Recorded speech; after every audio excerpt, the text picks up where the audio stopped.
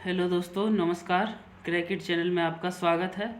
आज मैं आपको बताने वाला हूँ DFCC की तरफ से आई हुई वैकेंसी के बारे में। कॉरपोरेशन ऑफ इंडिया लिमिटेड, यह एक भारत सरकार का ही एक सहायक संस्थान है जो भारत सरकार के मिनिस्ट्री ऑफ रेलवे से संबंधित है। इस वैकेंसी के बारे में सबसे पहले आपको यहाँ पर क्लिक करना होगा। जैसा कि आप यहाँ पर देख रहे हैं, ये साइट पे, वेबसाइट का नाम है DFCCIL.com।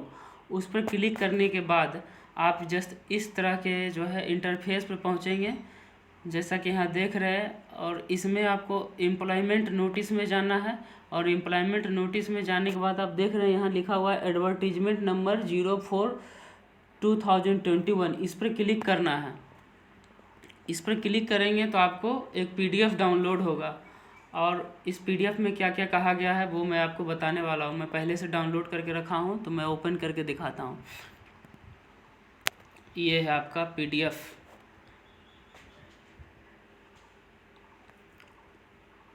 अब देखिए, इसमें कहा गया है क्या, इसमें ये बताया गया है कि dedicated freight corridor corporation of India limited Bharat सरकार का उपक्रम है। अब इसमें जो है ढेर सारी भर्तियाँ हुई है, एग्जीक्यूटिव और टेक्नीशियन की भर्ती, जैसा कि यहाँ देख सकते हैं। अब यहाँ पर देखिए जो डेट दिया गया है, डेट में है ऑनलाइन जो है भरने की जो प्रारंभिक तिथि आज से ही है 24 अप्रैल से, और अंतिम तिथि जो है यहाँ पर देख रहे हैं 23 मई के बीच। और आपका यहाँ संभावित तिथि भी दिया हुआ है एग्ज़ाम का, यानी एग्ज़ाम आपका जो है जून 2021 में कभी भी ले लिया जा सकता है। फॉर्म को भरने के लिए आप यहाँ पर क्लिक कर सकते हैं। आपको अपने मोबाइल का डाटा ऑन करके रखना है और यहाँ क्लिक हेयर टू अप्लाई पे क्लिक करना है, तो यहाँ से डायरेक्ट आप जो है अप्लाई वाले सेक्शन में चले जाएंगे। नेक्स्ट है कि डिटेल्स ऑफ पोस्ट। देखिए, पोस्ट का डिटेल्स और क्वालिफिकेशन यहाँ पोस्ट दिखाया गया है। जूनियर मैनेजर का पोस्ट है। जूनियर मैनेजर स्केल है 50,000 से लेकर के 1,60,000 तक की सैलरी है। इसमें जो कि पहला पोस्ट है जूनियर मैनेजर सिविल का, टोटल सीट है 31। UR का जो सीट है 14, SC का 4 सीट है, ST का 2, OBC का 8, EWS का 3 सीट, यानी टोटल 31 सीट। और इसके लिए देखिए मेडिकल स्टैंडर्ड जो है वो A3 रखा गया है। मेडिकल स्टैंडर्ड A3 मांगा जा रहा है। नेक्स्ट, और इसके लिए जो क्वालिफिकेशन होना चाहिए वो ज़्यादा कुछ नहीं, बैचलर डिग्री होना चाहिए सिविल इंजीनियरिंग में 60% मार्क्स के साथ। यानी आपके पास जो है सिविल इंजीनियर में बैचलर डिग्री यानी सिविल इंजीनियरिंग का कोर्स किया हुआ होना चाहिए, तब आप इस फॉर्म को भर सकते हैं 60% मार्क्स के साथ। नेक्स्ट है जो पोस्ट है वो है जूनियर मैनेजर का ऑपरेशन एंड FD। इसमें जो टोटल पोस्ट की जो संख्या है 77 है, और UR में जो सीट की संख्या है 34, और SC में 11, ST में 5, OBC में 20 और EWS में 7। और इसके लिए जो मेडिकल स्टैंडर्ड रखा गया है वो A2। और इसके लिए जो क्वालिफिकेशन जो रखा गया है वो देख सकते हैं। क्वालिफिकेशन रखा गया है 2 इयर्स MBA, यानी 2 साल MBA, 2 साल का कोर्स MBA का किए हुआ, PG DBA किए हुआ, या PG DBM किए हुआ, या PG DM किए हुए हों मार्केटिंग में, या बिजनेस ऑपरेशन में, कस्टम रिलेशनशिप में, फाइनेंस में, ये सब में से 60% अंकों के साथ अगर आप किए हुए हैं तो आप इस पोस्ट को भर सकते हैं। नेक्स्ट जो पोस्ट है आपका है वो है जूनियर मैनेजर मैकेनिकल। इसके लिए इसमें टोटल 3 पोस्ट दिया गया है। तो जैसा कि देख सकते हैं UR में 3 पोस्ट है, यानी कि तीनों पोस्ट सिर्फ UR के लिए है, यानी SC ST OBC वाले भी UR के कैटेगरी में फॉर्म को भर सकते हैं। मेडिकल स्टैंडर्ड यहाँ दिया गया है A3 होना चाहिए, यानी A3 में आपका मेडिकल स्टैंडर्ड मांगा जाएगा इस पोस्ट के लिए। और इसके लिए देखिए एजुकेशनल क्वालिफिकेशन क्या रखा गया था, जैसा कि आप देख सकते हैं बैचलर डिग्री इन मैकेनिकल, यानी आप इंजीनियरिंग किए हुए हो मैकेनिकल से, इलेक्ट्रिकल से किए हुए हो इंजीनियरिंग, या मैकाट्रॉनिक्स से हो, या इंडस्ट्रियल से हो, या प्रोडक्शन इंजीनियरिंग हो, या ऑटोमोबाइल से हो, या फिर मैन्युफैक्चरिंग में हो आपका इंजीनियरिंग, या इंस्ट्रूमेंटेशन और कंट्रोल इंजीनियरिंग में होना चाहिए, इलेक्ट्रॉनिक्स एंड कम्युनिकेशन में होना चाहिए, या इलेक्ट्रॉनिक्स इंजीनियरिंग होना चाहिए।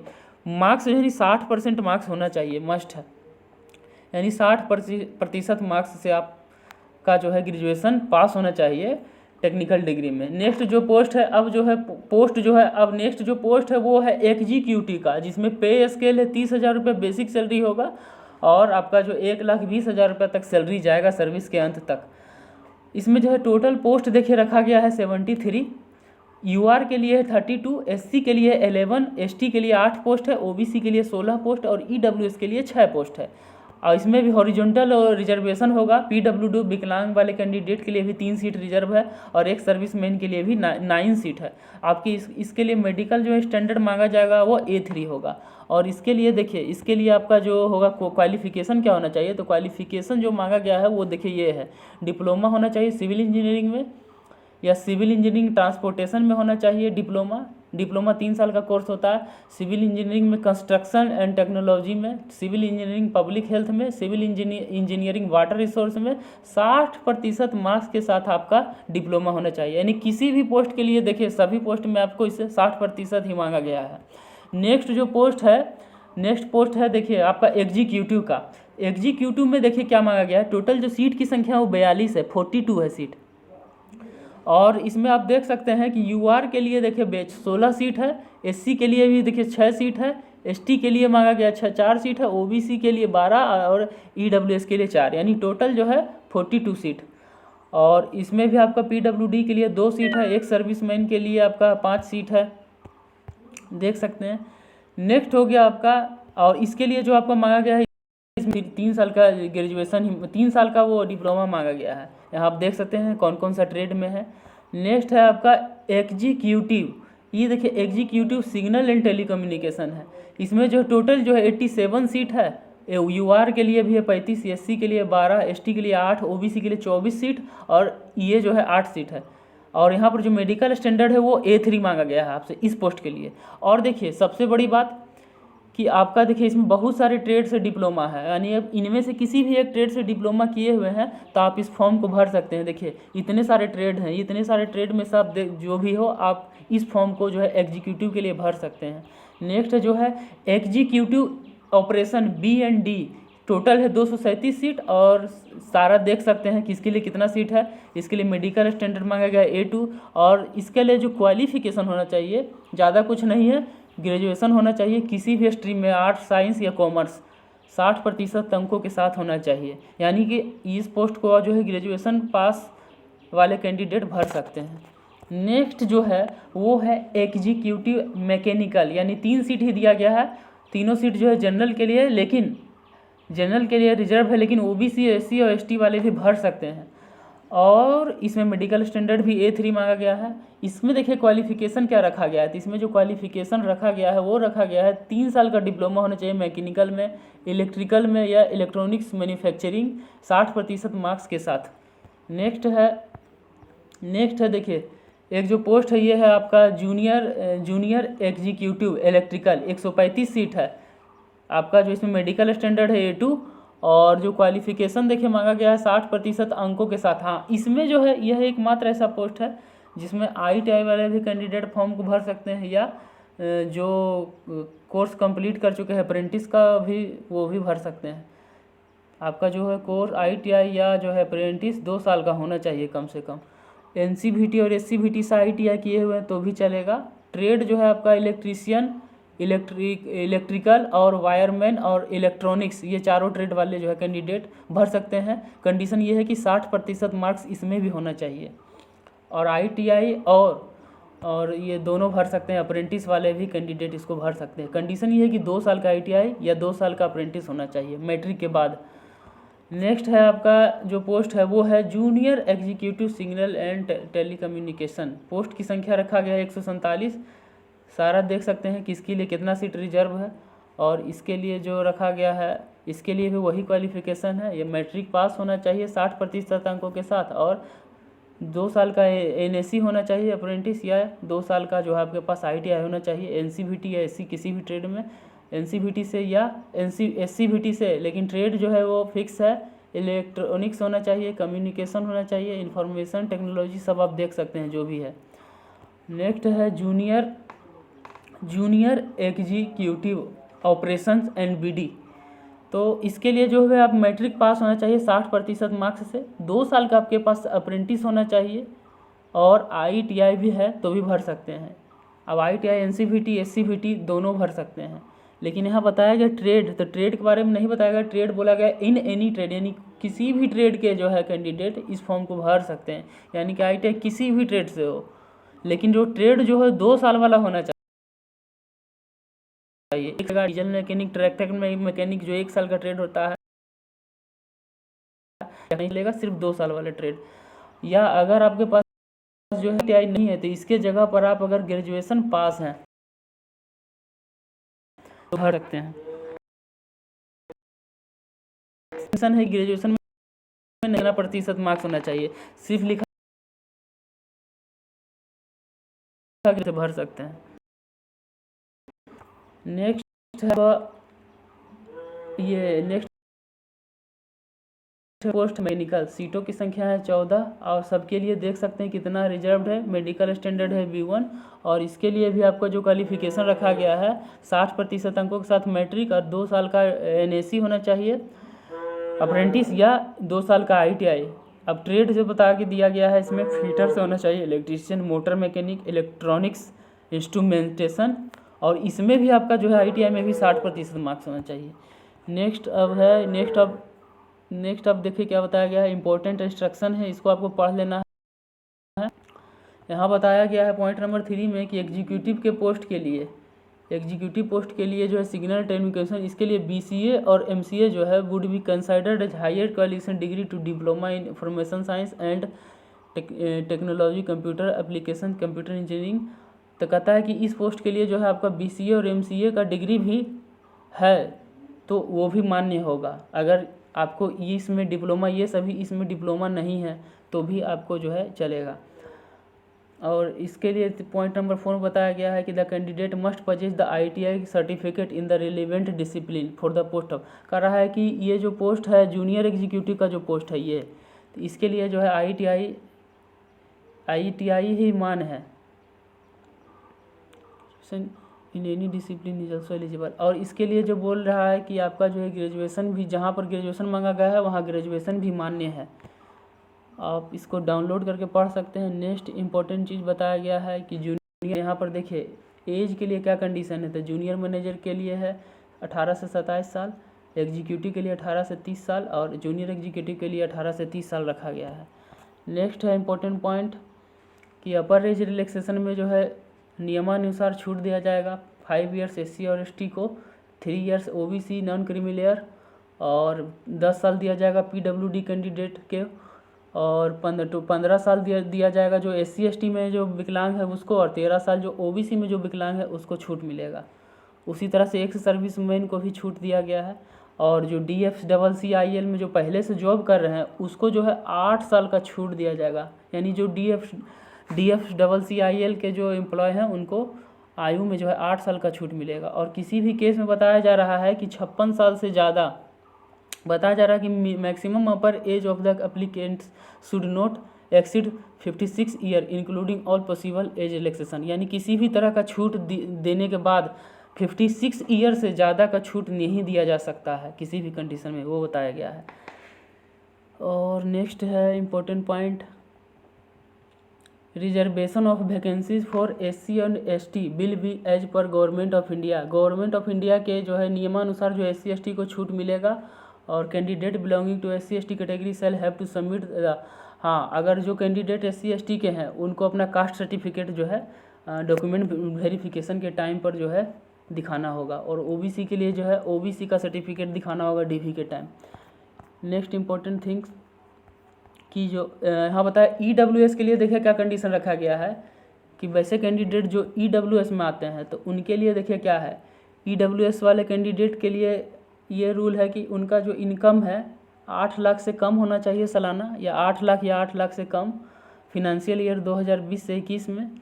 और आपका जो है बता रहा है कि for this recruitment the financial year period will be 2020 से 21 as the closing date of registration. तो आपका जो फिनंशियल ईयर जो है 2020 से 21 माना जाएगा और 23 मई 2021 के पहले का माना जाएगा। उसके लिए कंडीशन ये रखा गया है कि 5 एकड़ जो है 5 एकड़ से कम भूमि होना चाहिए कृषि भूमि, और रेसिडेंशियल यानी रहने का जो आवास है उसका 1000 स्क्वायर फीट से कम होना चाहिए, और रेसिडेंशियल प्लॉट जो है 100 स्क्वायर यार्ड यानी 100 स्क्वायर गज से कम होना चाहिए म्यूनिसिपैलिटी में यानी शहरी क्षेत्र में।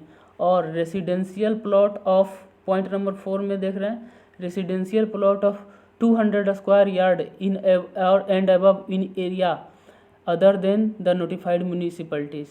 कह रहा है कि रेसिडेंशियल एरिया जो है 200 स्क्वायर यार्ड से भी कम होना चाहिए कहाँ, म्यूनिसिपैलिटीज़ एरिया में, तो वो जो है उनका ही EWS सर्टिफिकेट बनेगा। नेक्स्ट पॉइंट यहाँ पर बताया इम्पोर्टेंट, नो ऑब्जेक्शन सर्टिफिकेट।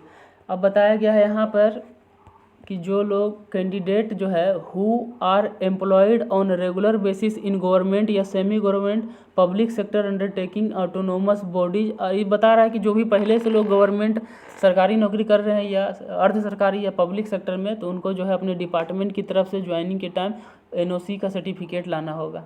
और NOC का सर्टिफिकेट अगर लाने में असमर्थ होते हैं तो जो है आपको जो है ज्वाइनिंग नहीं दिया जाएगा, यानी आपकी अभ्यर्थता रद्द कर दी जाएगी।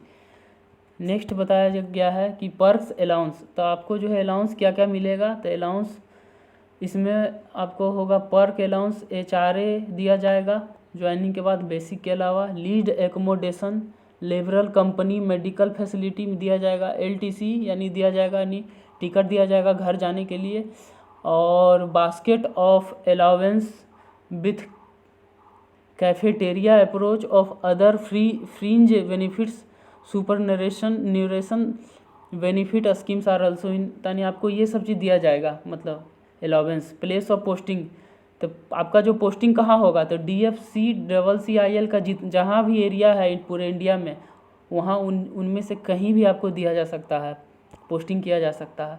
और इसका करियर प्रोस्पेक्टस, तो the selected candidate will have promising opportunity for promotion to higher grade, और समय समय पर जो है आपका प्रमोशन भी होगा हायर ग्रेड पर, इसमें बताया गया है कंपनी की पॉलिसी के अनुसार।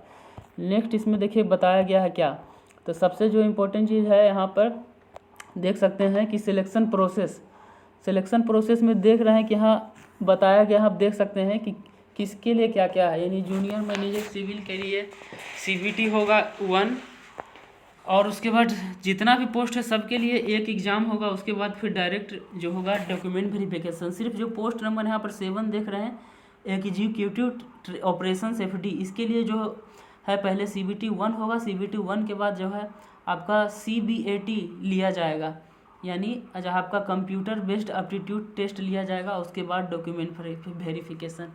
यानी कि जितने भी पोस्ट हैं वो पॉइंट नंबर 7 को छोड़ के सारे 2 चरणों में होंगे, बाकी ये जो है 3 चरण में आपका पूरा होगा। उसके बाद आपका जो है मेडिकल टेस्ट लिया जाएगा। नेक्स्ट इम्पोर्टेंट पॉइंट है कि जो है द कंप्यूटर बेस्ड टेस्ट जो है ऑनलाइन, ये जो होगा आपका विल बी कंडक्ट इन 2 और 3 सेशन ऑन ए सिंगल या मल्टीपल डेज, यानी कि एक दिन में भी कंप्लीट हो सकता है और एक से अधिक दिन भी हो सकता है। अगर ज़्यादा कैंडिडेट होंगे तो एक से अधिक दिन में भी कंप्लीट हो सकता है एग्ज़ाम। नेक्स्ट बताया गया है कि जो क्वेश्चन होंगे आपका वो ये point number 2, the question paper of computer based test will be objective multiple choice, यानी ऑब्जेक्टिव होगा मल्टीपल चॉइस, और जो है टोटल 120 क्वेश्चन होगा मल्टीपल चॉइस क्वेश्चन, और सिलेबस और इसका सिलेबस जो एनेक्सर 3 में आप लोग देख सकते हैं। नेक्स्ट है कि क्वेश्चन पेपर जो है आपका जो सेट किया जाएगा हिंदी और इंग्लिश में, यानी 2 ही लैंग्वेज में होंगे, सिर्फ हिंदी और English. In case of any difference, अगर किसी भी केस में कोई डिफरेंस या वाद विवाद पाया जाता है क्वेश्चन में हिंदी या इंग्लिश में, तो आपका इंग्लिश वाला ही द क्वेश्चन बिटवीन हिंदी, तो the content of English version shall prevail, तो इंग्लिश वर्जन वाला जो ही क्वेश्चन जो है ट्रांसलेट किया हुआ उसी को ही सही माना जाएगा। और निगेटिव मार्किंग भी है इसमें, there shall be negative marking in computer based test 1/4 अंक, यानी 0.25 मार्क्स जो है गलत करने पर एक क्वेश्चन पर 0.25 मार्क्स को डिडक्ट घटा दिया जाएगा। और बता रहा है कि क्वालिफाइंग UR के लिए 40% मार्क्स, SC के लिए 30%, और OBC और EWS के लिए जो है लिखा गया है UR के लिए प्रिस्क्राइब्ड 40% UR के लिए 30% है, SC ओबीसी और ईडब्ल्यूएस के लिए, और 25% मार्क्स जो है आपको एसटी के लिए लाना है क्वालिफाइंग करने के लिए। नेक्स्ट है कि computer based test if required can be 2 stages as per the description of DFCC। यहाँ देखिए सबसे इम्पोर्टेंट बात यह बताया गया है कि अगर ज़रूरत पड़ा तो जो है DFC क्या कर सकता है, 2 स्टेज में सिर्फ CBT ले सकता है, यानी CBT 1 और CBT 2। जैसे NTPC में 2 बार CBT लिया जाएगा, एक बार प्री एग्ज़ाम के लिए और एक बार मेंस के लिए। उस तरह से अगर ज़रूरत पड़ा तो ये जो है 2 बार CBT ले सकता है। और इसमें कुछ इम्पोर्टेंट नहीं है। और यहाँ बताया गया है कि क्वालिफाइंग मार्क्स जो है, सबसे इम्पोर्टेंट बात कि the candidate need to secure minimum T score of 42 marks in each of the test batteries to qualify. This is applicable to all candidate irrespective of community और category. Example respective of SC ST OBC NCL no relax minimum T score इस पर। मतलब कह रहा है कि किसी भी मतलब की कीमत में है जो है 42 नंबर लाना ही है आपको। अगर आपका जो है रिजल्ट यानी आपका जो है प्री का मार्क्स जो है मतलब कि ये जोड़ा जाए आपको मेरिट में, यानी कि आपका जो है रिजल्ट जो है जो आप प्री एग्ज़ाम दिए हैं उसमें 42 मार्क्स आना ज़रूरी है। अगर 42 मार्क्स से नीचे लाते हैं तो आपका जो है उसी समय डिस्क्वालीफाई घोषित हो जाएंगे। नेक्स्ट है इम्पोर्टेंट पॉइंट। नेक्स्ट ये आपका जो वेबसाइट है यहाँ पर जो देख रहे हैं ब्लू कलर में। और नेक्स्ट है फिसाइको के लिए। और इम्पोर्टेंट पॉइंट और कुछ इम्पोर्टेंट नहीं है, बाकी सब जो है फ़ी है आप देख सकते हैं। फ़ी के लिए आपको जो है 1000 रुपया है जूनियर मैनेजर के लिए UR OBC NCL, और एग्जीक्यूटिव पोस्ट के लिए जो है 900 रुपया है जनरल OBC और EWS के लिए, और जूनियर एग्जीक्यूटिव पोस्ट के लिए जो है आपको 700 रुपया देना होगा। और बैंक जिसमें बैंक चार्ज और GST होगा। और नेक्स्ट पॉइंट है आपका ये इंस्ट्रक्शंस है, यहाँ पर आप डाउनलोड करके पढ़ सकते हैं। और यहाँ पर टेस्ट के बारे में नेक्स्ट है आपका, नेक्स्ट अब कुछ नहीं है। नेक्स्ट अब यहाँ पर आप देख सकते हैं ये है आपका प्रोफॉर्मा। अगर सिलेक्शन हो जाने के बाद अगर आपको कहा जाता है SC ST सर्टिफिकेट बनाने के लिए तो इस प्रोफॉर्मा में ही बनाएंगे। और अगर आपका सिलेक्शन हो जाता है तो अगर OBC सर्टिफिकेट जो है इसी प्रोफॉर्मा में आपको बनाना है जो यहाँ दिया गया है, यहीं से प्रिंट आउट निकाल के आप बनवा सकते हैं। और नेक्स्ट है यहाँ बताया गया है इनकम ऑन एसेट सर्टिफिकेट। तो जो भी कैंडिडेट जो EWS वाले हैं, जो जनरल कैंडिडेट है जिनको 10% का आरक्षण मिला है अभी हाल ही में, तो वो ये वाले जो है पेज को डाउनलोड करके अपना EWS सर्टिफिकेट बनवा सकते हैं। और इसमें ज़्यादा कुछ है नहीं। और ये है name and address of medical authority issuing the certificate. तो ये जो सर्टिफिकेट है इसके बारे में बताया गया है कि इन केस ऑफ एम्प्यूटेशन और complete permanent paralysis of limb, और ये जो है विकलांग कैंडिडेट के लिए ये सर्टिफिकेट। और ये देख रहे हैं जो फॉर्म नंबर 6 है, ये सर्टिफिकेट ऑफ डिसेबिलिटी, ये भी दिव्यांग कैंडिडेट के लिए है। और इसमें कुछ नहीं है।